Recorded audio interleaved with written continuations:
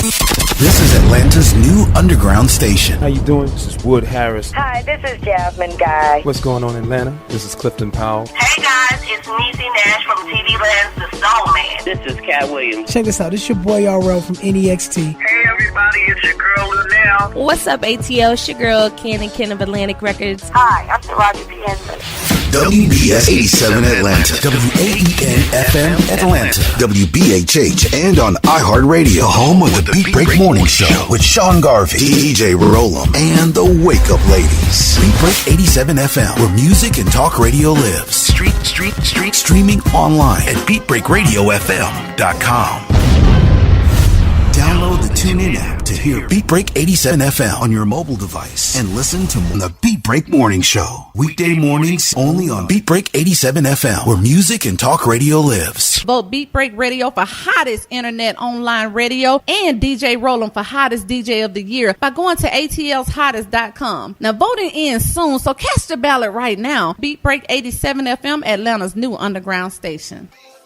Hey world, it's your man Precise. And I have great news. The Precise Music app is finally available for your iPhone, Android, and BlackBerry through Amazon and other app stores. That's Precise Music. Music is spelled with a Z. Go get it for all things Precise. Powered by BlackVibes.com. I tried to put it off, but I can't. It's on me. Tried to blame the other man, but I can't. It's on me. Stay in tune. That's Precise Music. Music is spelled with a Z. We specialize in creating mobile apps for the entertainment industry. Go to bvmobileapps.com, click Get Started Now, create your account, choose your package, upload your content, and click Submit. BV Mobile Apps. Make it easy. Make it mobile.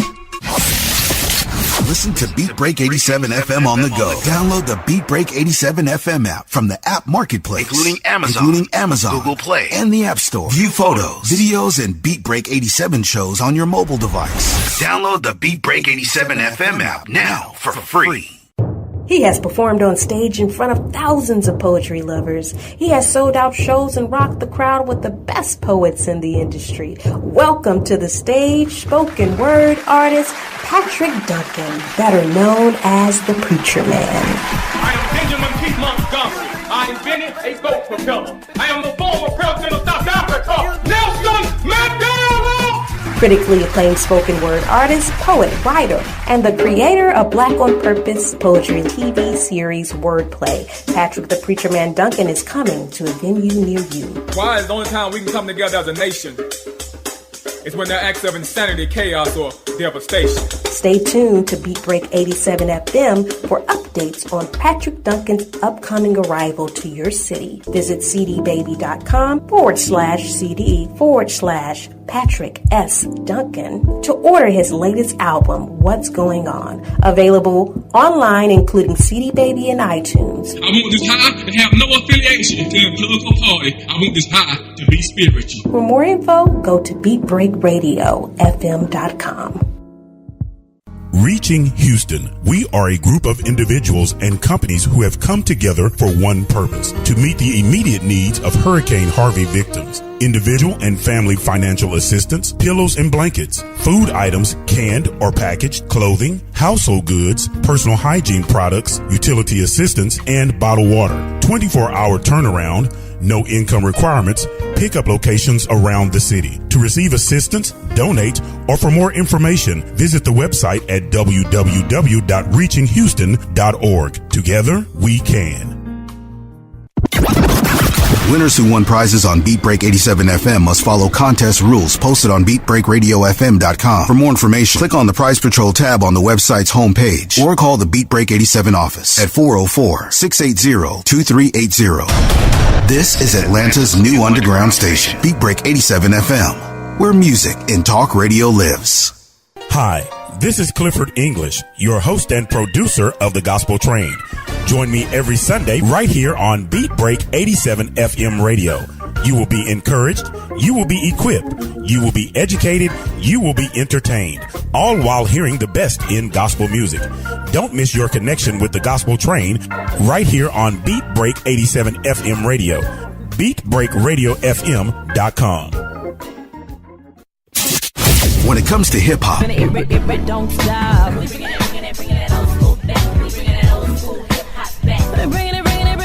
R&B,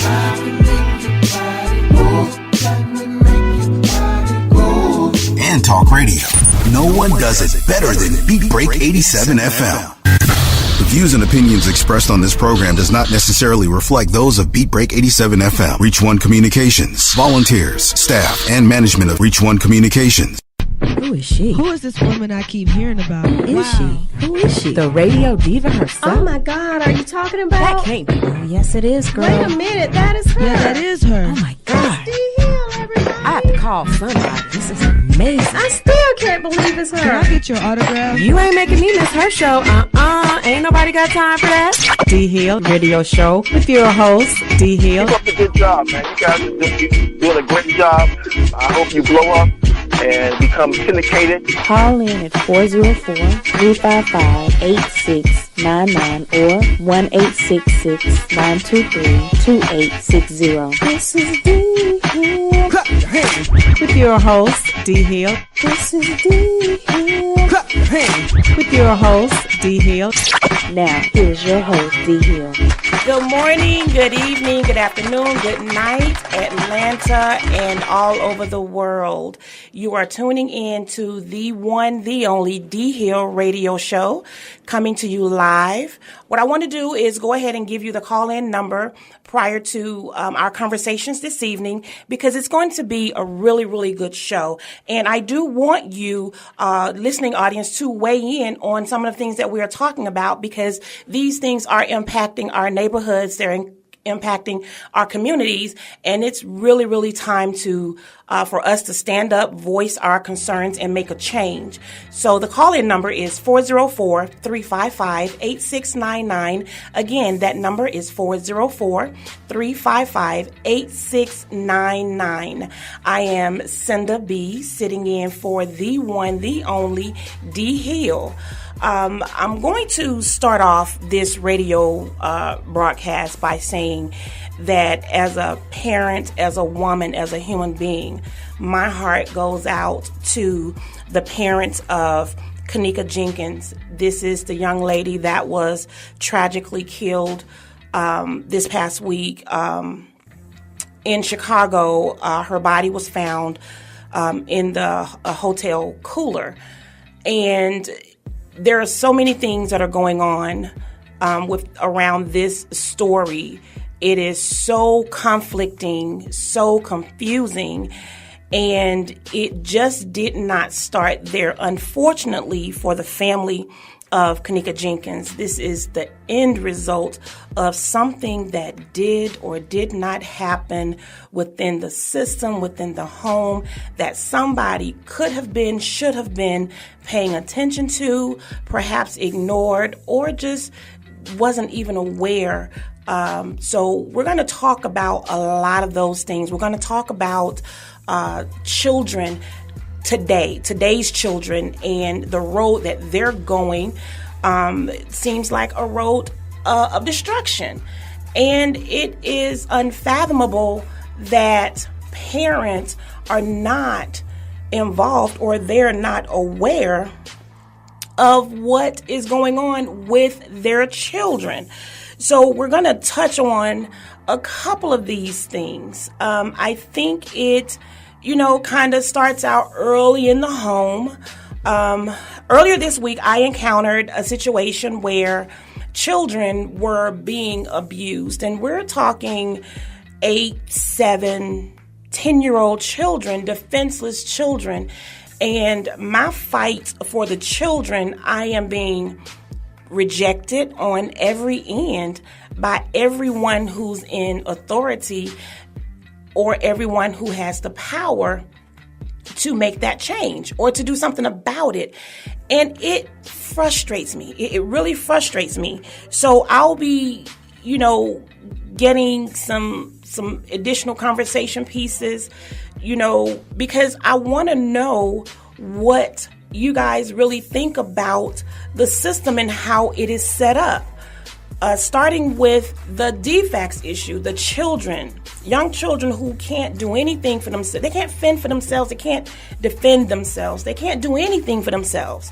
And they are being abused at the hands of adults. Surprisingly, one of the adults is a former police officer. And when contacted by the Department of Family and Children Services, they explained to me that these children were not being abused. They didn't say they didn't think it was happening, but they said the children were not being abused because they do not see any bruises. Because the physical bruises are not there, it does not mean that these children are not being abused. Physical abuse is not the only thing that is not the only form of abuse that takes place. You have emotional abuse. You have mental abuse, which is way far more impacting than a hit upside the head could do on any day. That's just my opinion. If you have a difference of opinion, please call in. Let's discuss this. 404-355-8699.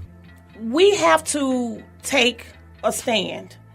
And Rick, what do you think, or what are your feelings, given that you have, history dealing with children, at-risk youth, and the system and how it, I feel, lets our children down today? The system is very flawed. Very, very flawed. Like I was telling you before, I had a love-hate relationship with DFACS when I was working in the system. I actually used to run a group home. Right. And I had to deal with them pretty much daily. And the love I have for them is the work that they do. Most of them that is in it and been doing it for a while, they are actually trying to help. The hate I have with them is when you walk in their office and they got 30 and 40 stacked files on their desk of cases that need to be looked into, that need to be studied, and it's not enough people. It's not enough people doing the job, and definitely not enough money for the work that they have to do. And with all that being said, a lot of cases go overlooked, mistreated, ran through quickly so you can try to get on to the next case. And the people that is hurt and affected by this are the kids, the well-being of the kids. And I think as a whole, as a society, we have let down our kids. I agree. So let me ask you this question. When you're saying that the pay, is not there, which we know the pay is not there. The workload is monumentous. But does that give a valid excuse to not give attention to where attention is needed? No, it doesn't. It definitely does not.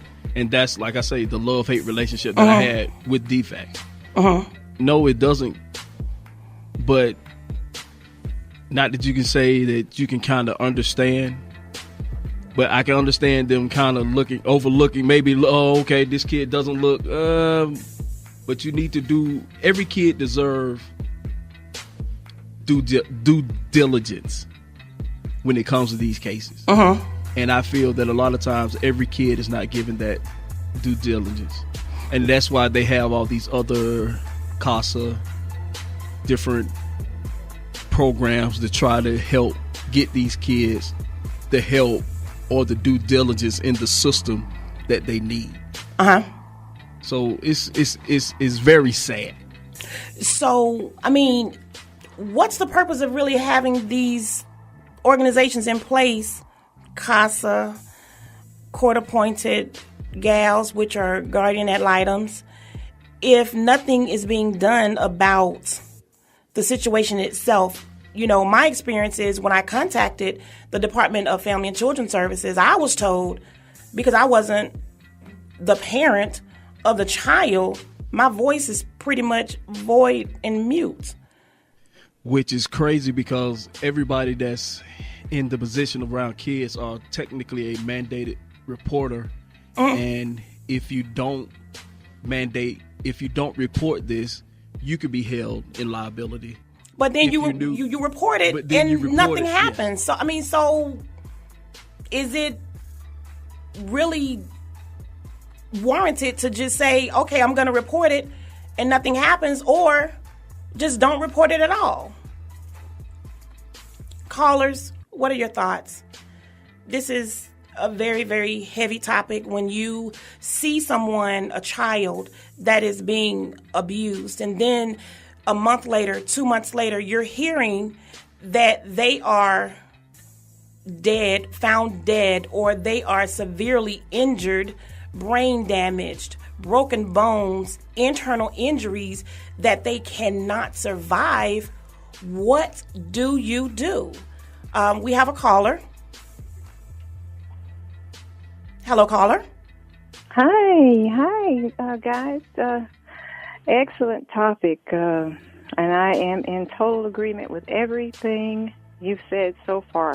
This is Sharon. Hey, Sharon. Thanks for calling. This is a situation, a topic that is, oh gosh, I get so emotional when I hear of these stories where, as you said, the powers to be are alerted in situations with children and the elderly, and they come to the rescue a little too late, if at all. Right. It's almost as if they're being paid to just warm a seat.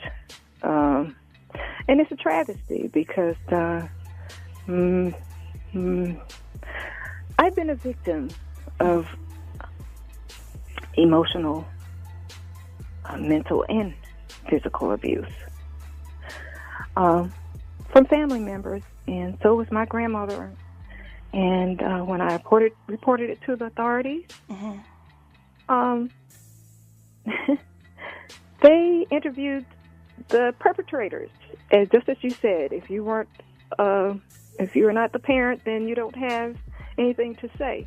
But what perpetrator, after being interviewed or questioned, is going to say, "Yeah, I did it"? Who's going to do that? It's just a poor example of a so-called interviewing process or an investigation. And I just think they need to do a better job. Well, if I can help it, Sharon, and my heart goes out to you. If I can help it, they will listen. I will march. I'm an advocate for you. I'm right along there with you, just as I was for my grandmother before she was given the final blow. And she was crying out, and I was her only advocate to report it in the family because family members were the ones that were abusing her. Yes, sir. Yes, ma'am. I'm sorry. And you know what? We cannot give up. We cannot just go away when we are denied one window of an opportunity for some help to come in. We have to continue forward because if we don't, we're going to... They don't have a voice if we don't. Exactly. So we have to be the voice for them. I couldn't imagine going to bed knowing that I did absolutely nothing and waking up the next day and hearing a news report of the same children that I am advocating for has been so severely injured that they won't survive their injuries. I couldn't live with myself. Mind? Neither can I. Do you mind if I visit your site and follow you so that whenever you conduct any events or functions or seminars, information sessions, or whatever it is you're doing to give a voice to this situation, I want to be there. Absolutely. I want to be involved. Absolutely. That is my goal. That is my purpose. That is my passion. I fight feverishly, unrelentingly for the safety, for the survival of people who cannot do it on their own. If I could pay my parents for the amount of hours that I have cried to them, that I've called them in the midnight hours, in the wee early morning, during the midday, and my parents are right there to help me understand that I cannot give up. It is a greater purpose, a greater passion than just myself. So absolutely, I would love to have you join me in my crusade to be a voice for the children. I'll give you my email address. It's Cinda, cinda.brown1003@gmail.com. You can send me your contact information. I will forward you every event. I will send you an invite to everything that we have going so that we'll know, what we need to do. It has to start somewhere. And the abuse has to stop. It has to stop. Now, you are going to get that contact information once again after I hang up and before you get off the air so that I can get it down. Okay. And I'll look forward to it. Very much. And thank the young man that is co-hosting with you. Yes. Rick? That's what we need. We love Rick. Yes, he's definitely a sounding board. He's definitely, a strength to us, even when we feel that we're getting tired. He reminds us that you cannot give up. He lets us know that you will not give up. And we much we love continue to the both forward. We appreciate you. Thank you so much again for calling. Thank you so much. Okay, bye-bye. Mm-hmm. Okay, so again, Sharon, thank you for calling. My heart goes out to you. I stand in solidarity with you in your pursuit for justice for the children. Yes. The problem with them interviewing the perpetrator a lot of times. Yes. Most of these perpetrators are smart, or they have psychological problems to the point where they can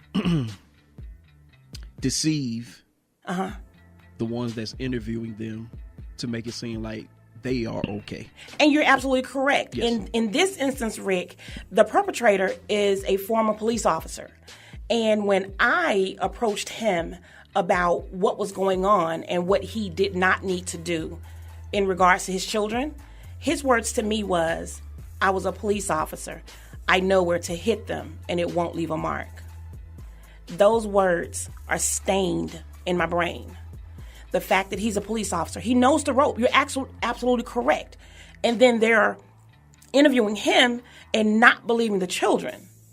When you have a 6-year-old who's being suspended, or a 7-year-old being suspended every week or every other week for stabbing their teacher or stabbing a classmate, punching someone else, high propensity for violence in the home. That is not, she didn't born with those behaviors. At 7, at 8 years old, absolutely not. And then you don't want to take a look at the overall picture, because it don't just start there. It starts in the home, but then it starts to affect every area. Take a look at the school records. What's the attendance record? What behaviors are the children exemplifying? And now you have this in the very beginning that's going to, if not taken care of properly, it's only gonna manifest into something much greater on the dark side. And then you have children growing up. Then you have them growing up being criminals and non-productive members of society. So we're gonna dig into that part of it, the effects of it, right after the break. Atlanta's new underground station, Beat Break 87 FM, where music and talk radio lives. Vote Beat Break Radio for hottest internet online radio, and DJ Roland for hottest DJ of the year by going to atlshottest.com. Now voting ends soon, so cast your ballot right now. Beat Break 87 FM, Atlanta's new underground station. Hi, this is Clifford English, your host and producer of The Gospel Train. Join me every Sunday right here on Beat Break 87 FM radio. You will be encouraged, you will be equipped, You will be educated, you will be entertained, all while hearing the best in gospel music. Don't miss your connection with the gospel train right here on Beat Break 87 FM Radio. BeatBreakRadioFM.com. Hey world, it's your man Precise, and I have great news. The Precise Music app is finally available for your iPhone, Android, and BlackBerry through Amazon and other app stores. That's Precise Music. Music is spelled with a Z. Go get it for all things Precise. Powered by BlackVibes.com. I tried to put it off, but I can't. It's on me. Tried to blame the other man, but I can't. It's on me. Stay in tune. That's Precise Music. Music is spelled with a Z. We specialize in creating mobile apps for the entertainment industry. Go to bvmobileapps.com, click Get Started Now, create your account, choose your package, upload your content, and click Submit. BV Mobile Apps. Make it easy. Make it mobile. Listen to Beat Break 87 FM on the go. Download the Beat Break 87 FM app from the app marketplace, including Amazon, Google Play, and the App Store. View photos, videos, and Beat Break 87 shows on your mobile device. Download the Beat Break 87 FM app now for free. He has performed on stage in front of thousands of poetry lovers. He has sold out shows and rocked the crowd with the best poets in the industry. Welcome to the stage, spoken word artist, Patrick Duncan, better known as the Preacher Man. I am Benjamin Keith Montgomery. I invented a boat propeller. I am the former president of South Africa, Nelson Mandela. Critically acclaimed spoken word artist, poet, writer, and the creator of Black on Purpose poetry TV series Wordplay. Patrick the Preacher Man Duncan is coming to a venue near you. Why is the only time we can come together as a nation is when there are acts of insanity, chaos, or devastation. Stay tuned to Beat Break 87 FM for updates on Patrick Duncan's upcoming arrival to your city. Visit cdbaby.com/CD/Patrick S. Duncan to order his latest album, What's Going On. Available online, including CD Baby and iTunes. I want this high to have no affiliation to a political party. I want this high to be spiritual. For more info, go to BeatBreakRadioFM.com. Reaching Houston, we are a group of individuals and companies who have come together for one purpose: to meet the immediate needs of Hurricane Harvey victims. Individual and family financial assistance, pillows and blankets, food items, canned or packaged, clothing, household goods, personal hygiene products, utility assistance, and bottled water. 24-hour turnaround, no income requirements, pickup locations around the city. To receive assistance, donate, or for more information, visit the website at www.reachinghouston.org. Together, we can. Beat Break 87 FM wants to help you get the word out on your next community event. Hey, do you have an upcoming public service announcement that you want listeners to know about? Well, email us the info to psabeatbreak87fm@gmail.com so we can help spread the word. That's psabeatbreak87fm@gmail.com. If your event flyer has the words nonprofit, community, support, charity, and just describes everything about helping our community, please share the special event right here on Atlanta's new underground station, Beat Break 87 FM, where music and talk radio lives. What's up, ATL? Make sure that you check out the D Hill Radio Show every Saturday on Beat Break 87 and BeatBreakRadioFM.com. When it comes to hip-hop, I ain't hating on the drill and trap, but it wouldn't be here without that old boom bap. R&B, No, I don't want to stop from the bottom to the top. Baby, open up my champagne door. and talk radio. No one does it better than Beat Break 87 FM.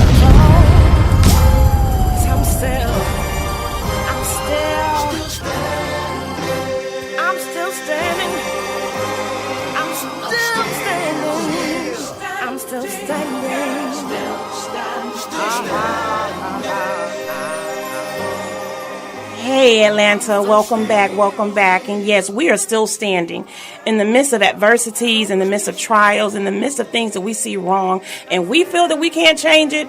We are still standing because we have to come together and we have to do what we need to do to change our community. See, I told you guys at the beginning of the show that it was going to be a really, really good show. Special guests, really good conversation. And I'm gonna introduce my guest in a few minutes. He just came in, and I love him dearly. I appreciate him. But first we have a caller. So welcome, caller. Hi. Good evening. How are you? This is Avery. Hey, Avery. How are you? I'm doing okay. Are you a court-appointed special advocate? Are you a part of CASA? I am not a part of CASA. Okay, then, because I'm surprised you didn't have Judge Petty Brown Reynolds. She used to be, she retired. She's a retired judge from the Fulton County juvenile system. Mm-hmm. I'm surprised you don't have her in the studio with you, because she could probably tell you some cases that she got involved with and stuff that we don't hear about in general. But we got some people right now that's in jail. Probably some of them are on death row because they came from a poor home environment where they had to,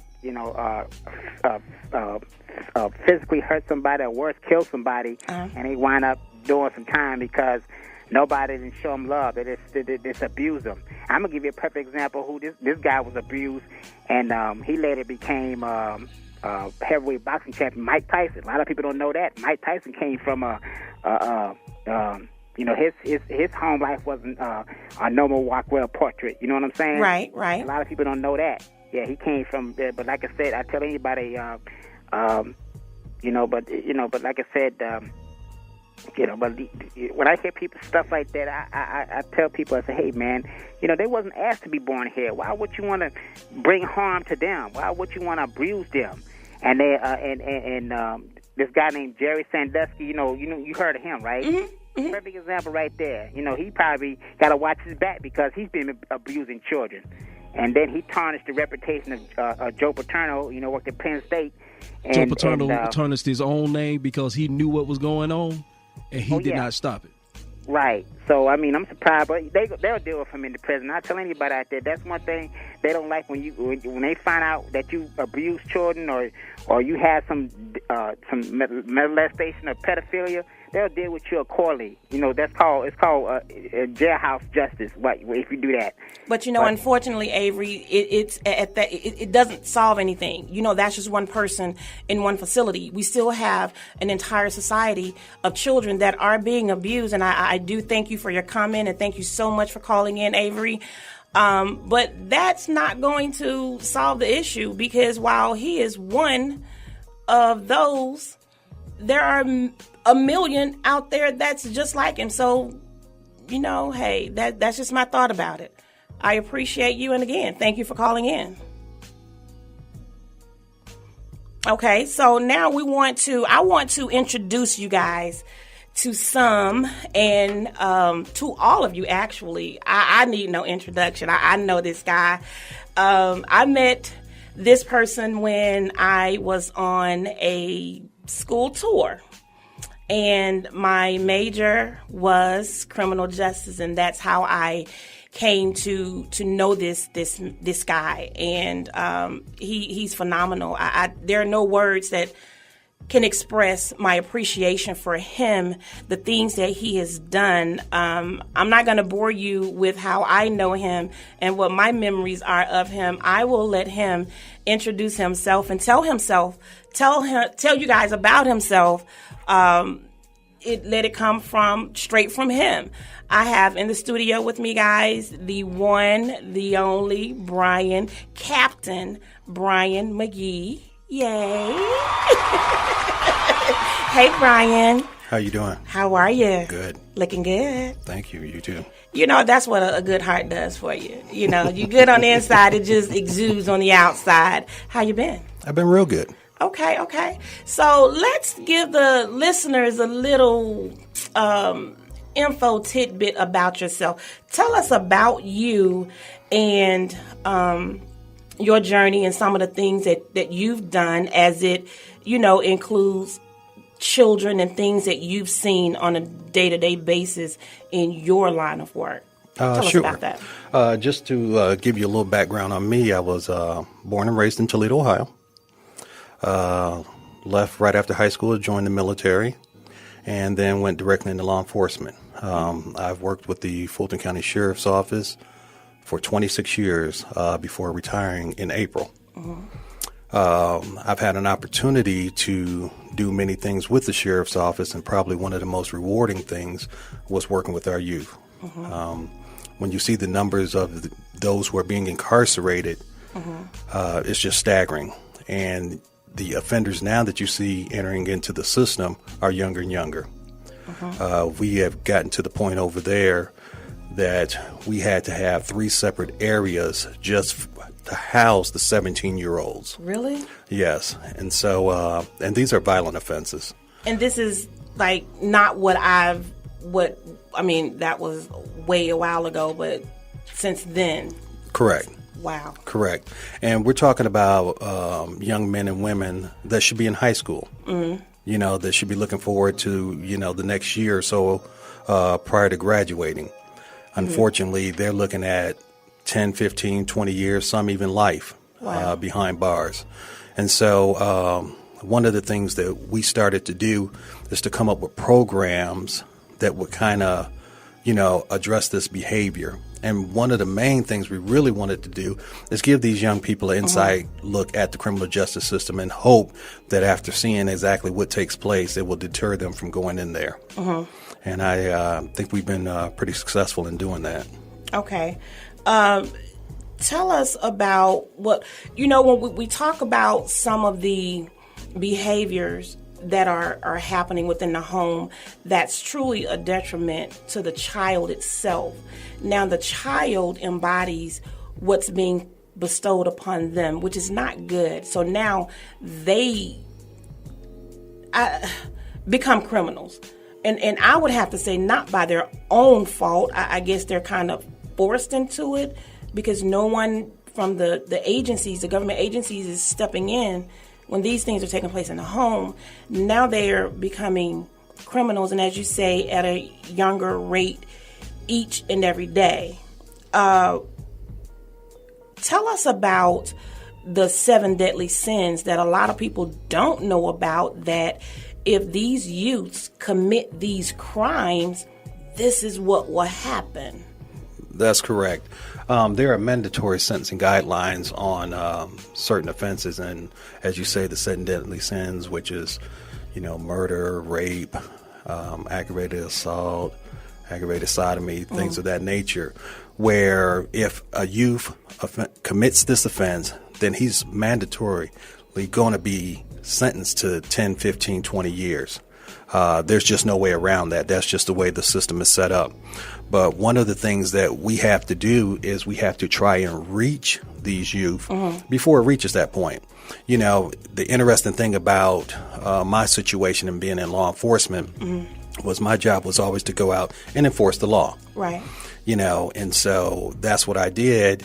And, when you encounter a lot of these offenders, you go through the motions of making the arrest and making the case and everything else. But then when you start to get a little more background, you really start to feel for these young people. And you start to believe that a lot of them really did not have a fair shot in life, And one of the biggest breakdowns I see is definitely in the home with the parenting. Okay. In our youth intervention program, I can get a child to do anything I want. Right. Okay, because I demand it. Right. I demand the respect.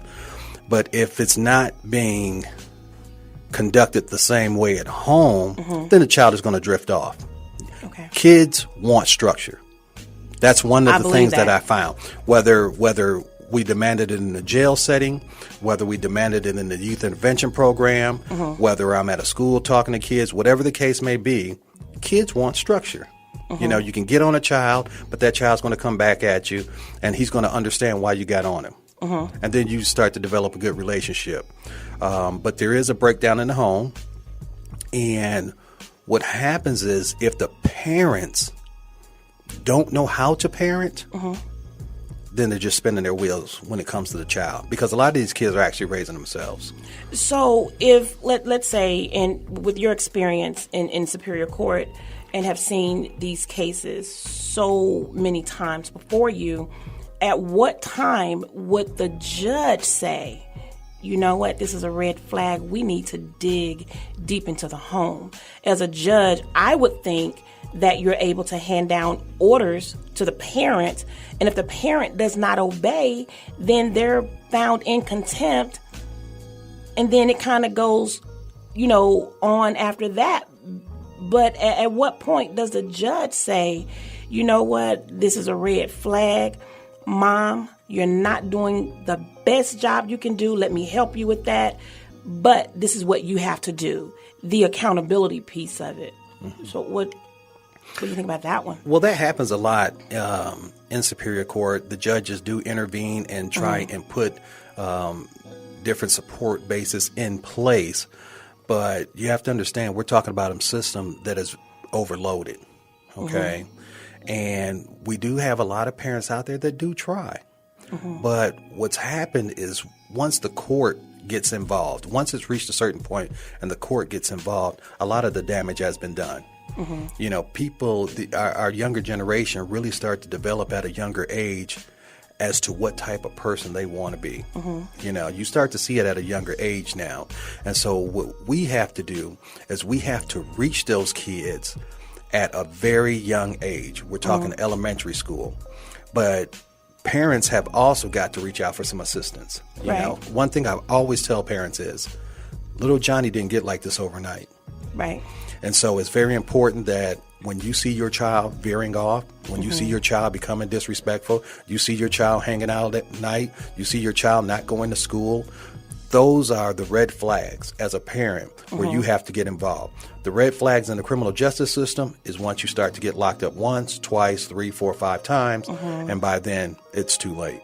Okay, gotcha. So, mama, daddies, you guys hear that, right? You have to get involved. You have to inspect what you expect. You expect greatness, inspect the process. Stop going to $2 Tuesdays and you can't make it to a PTSA meeting. That is a hindrance.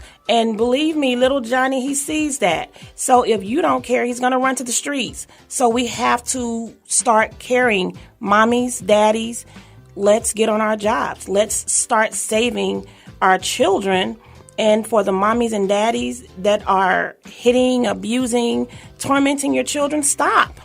Stop it. Because the blood of whatever victim come after little Johnny is going to fall on your hands.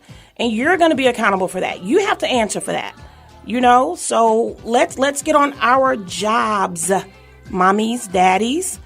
The one thing that I wanted to talk about, Brian, is that this past week, you had 2 brothers, Isaac and Charlie McDaniel, and they were convicted and sentenced to 18 years. Well, sentenced to 45, but they only have to serve 18 years.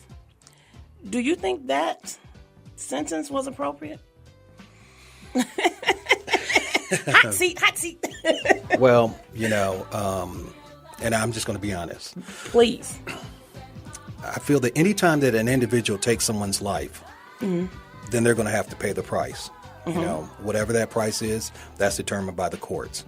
But there is a price to pay.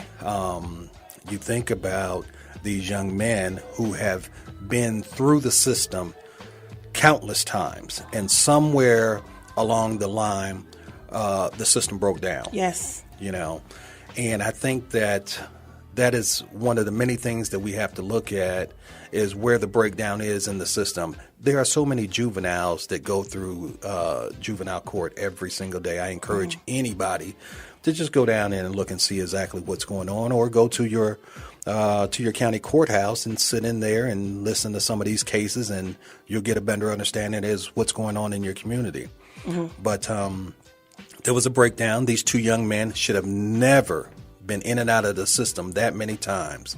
Was it 14? Yes. Arrested 14 times prior to the murder occurring. Oh, yeah. And that's just the arrest. That's not the countless encounters that they've had with the police. I didn't even think about that. Yeah. So somewhere along the line, somebody had to look at this and say, hey, we have a problem and we need to deal with these young men. Yes. Whether it would have been early incarceration, who knows? But something aggressive had to be done with these young men. And unfortunately, it wasn't. and they stayed free, and someone lost their life. Would it be a fair assessment to say that the system failed these young men, and that because of the very light sentence, the judicial system failed the community? Would that be a fair assessment? Yeah, that's kind of twofold. That is fair to say. Mm-hmm. But then the flip side, too, is the system's overloaded. You only have so many judges, so many prosecutors, so many defense attorneys when it comes to juveniles. And so you do have a lot of parents that come to the system and ask for help. But the help sometimes is limited because of resources, government's cutting back on spending, on these type of programs. So that is why it's very important, parents, for everyone to get involved in the process when it comes to electing people. I agree. So, listeners, as you can see, there is a direct connect to early intervention and what's going on in the home, and then have your children transition into teenage, into the wonder years of teenagehood or teenagedom, whatever you want to call it. There's a direct connect.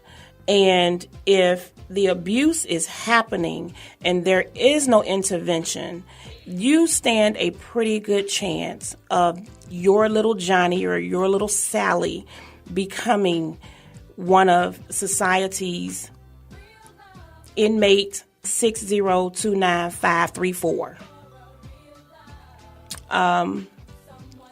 Brian, I just my heart is just really heavy because I couldn't, and having worked alongside with the illustrious district attorney Paul Howard, I could not fathom how such a sentencing would come about with the amount of time that they were given.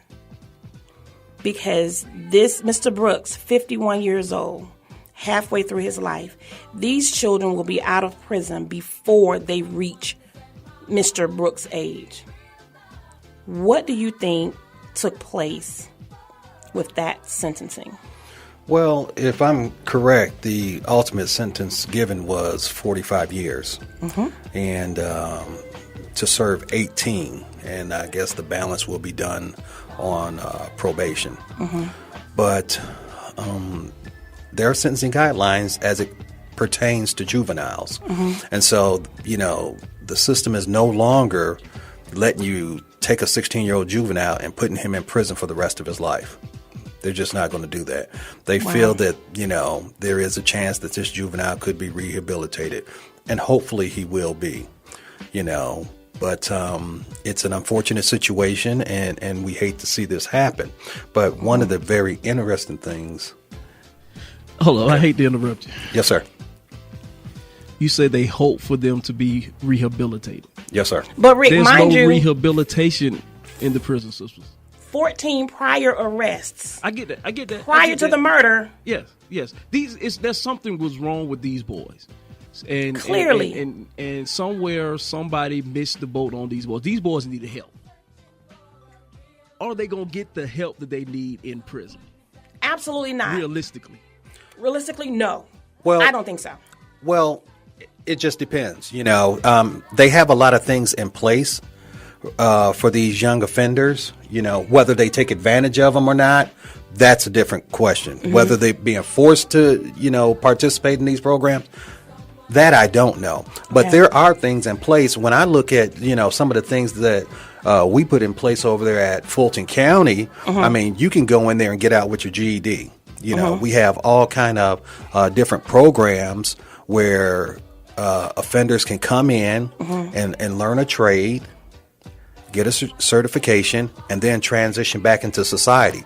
So there are a lot of things in place where, the justice system is trying to help. We're not just trying to lock everybody up, because that doesn't solve the problem for anybody. Right. But if we can rehabilitate, and that's what I'm hoping will happen with these young men, then it's a win-win for everybody.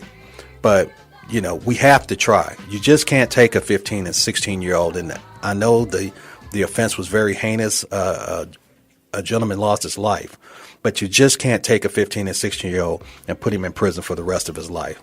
That's just not right. I kind of have. We have mixed feelings. My thoughts on that. When you take a life, okay, you're shooting someone, and then when he crawls, he's crawling at this point, the lowest point on the ground, he's crawling for help, and you turn around and you shoot him again, and there ends his life. At that point, I feel 18 years for what? And I understand. That should have been life. I understand exactly how you feel. And prior to me working with you, I felt the same way. I was that same person that said, hey, let's just go out here and lock them up. But then when you start getting a better understanding, the child didn't have a chance. Dad's not in the home. Mom's hanging out, or mom might be on drugs, or whatever the case may be. He's having to raise his, brother or sister that's just, 4 years younger than he is, living in the streets, not in the best of neighborhoods. That's a tough pill to swallow, I'm glad you said that. So who do we blame? Do we blame the government because they did not intervene? Because I'm sure the flags were there. Hindsight is always 20/20. You get past the situation, you look back and like, dang, this is what was happening. So who, in essence, do we blame? Do we blame Bobby Cagle for the Department of Family and Children Services not effectively upholding the positions in which they hold? Do we blame the judges for not intervening because of lack of resources or an overflow situation? The parents, because they're not there. Do we even know that the parents are capable of raising these children? You talk about educating the child, who's educating the mom? And I feel, just me personally, that had there been some intervention, Mr. Cagle, we would be able to at least rub the surface of what the problem may be and get some intervention in there. I mean, am I wrong on that? No, I feel you're right. I feel that there's plenty of blame to go from all the way up to all the way down. And it starts not only with the parents, but with the state, with the government, because there's no money in people. There is absolutely no money in people. And every time you turn around, the government is taking money out of these programs. That's one problem. But they're building prisons. Yes. Oh, they steady build. Yeah, because that's a money-making industry. That's money's in prisons. They do tests at the 4th grade to determine how many prisons they're going to need. They testing these kids young. So that therein lies the problem. But yes, there's parents that don't know how to be parents and shouldn't be parents. There's school teachers who see these things that their hands are tied. There's problems all the way around. The whole system is broke. So how do we begin to fix this? Prayer? Well, one of the things I liked out of, you named all these people in different entities, right? Yeah. What you just named was the village. The village is to blame. Yes. Every last one of us. The officer that would rather chase these guys down the street than to get out the car and talk to them and give them a hug. For the churches that are in the community but are not in the community. Right. For the neighbors who shut their blinds every day. As if it doesn't happen, they don't see these young men. There's a lot of people to blame. And until we all come together and start operating as one again, like when we were growing up, this is what we're going to continue to get. But how do we begin to fix it? Who is our primary point of contact? For my situation, Rick, because DFACS were involved, and DFACS is telling me, because these are not your children, you have no say. Absolutely, I do. Because your children impacts what goes on around them. My son is in their environment, whether it be at school or in the neighborhood.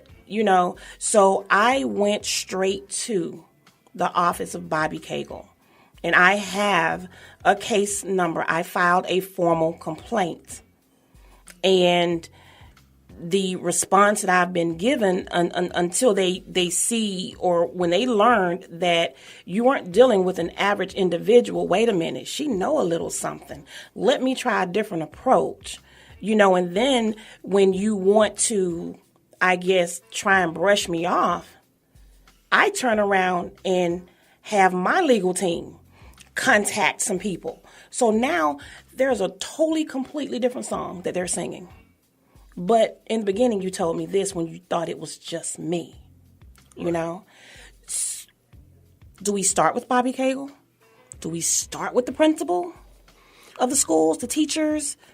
Do we begin to form community, meetings? All of that. Right. All of that has to be done. But there has to be an initial step. I mean, the initial step is what's the initial step? Is the conversations and getting it out there, and putting the problem out there is the initial step. Now it's time to get to the problem solving of the conversation. So now it's time to start contacting these different people so we can put the conversation back into the village, so the village can step up. Okay. Make the village. It's now at a point where we have to make the village step up. We can't just wait for the village. We have to do the things that you did. Right. You have to make these people step up and hold them as accountable as everybody involved. Okay. Because until that starts to happen, we're in a society where if it ain't me, then who? If I can't get likes for it, then why? Right. So we're in that. It's very unfortunate. We actually are rounding up our hour. I told you guys it was going to be a good show. I told you. I would say this is part one. Brian, would you join us next week to continue this conversation? I think it's very needed. In the community. I think we need to get as many people involved as possible. I would also like for people to know how they can reach you and help you on your quest with the things that you're doing for the community. So can you tell them how they can reach you? Sure. Probably the best way to reach me is going to be via email. Okay. And that email address is McGee, MCGEE, B as in Baker, 225@gmail.com. That's McGee, B, 225@gmail.com. Thank you so much, Brian. Again, I am so appreciative that you would take time out of your busy schedule with everything that you have on your plate to give to us so that we can begin to help a community. I wanted to talk about the young girl, Kanika Jenkins, in Illinois that was found in a hotel locker, refrigerator locker, found dead. And, we'll kind of go into that next week with part two about how all of this, even with the abuse, starting and then transitions into being a troublesome teen and then becoming a criminal, and then everything else begins to unravel and results like this happens, whether it be your child or someone else's child. It happened. Another life, young life ended too soon, but then you have young people taking lives and they shouldn't, So definitely want to have you back so that we can finish that discussion, part two of it. And there may be a part three, who knows? There's so much we need to do. Atlanta, everybody, a lot we need to do.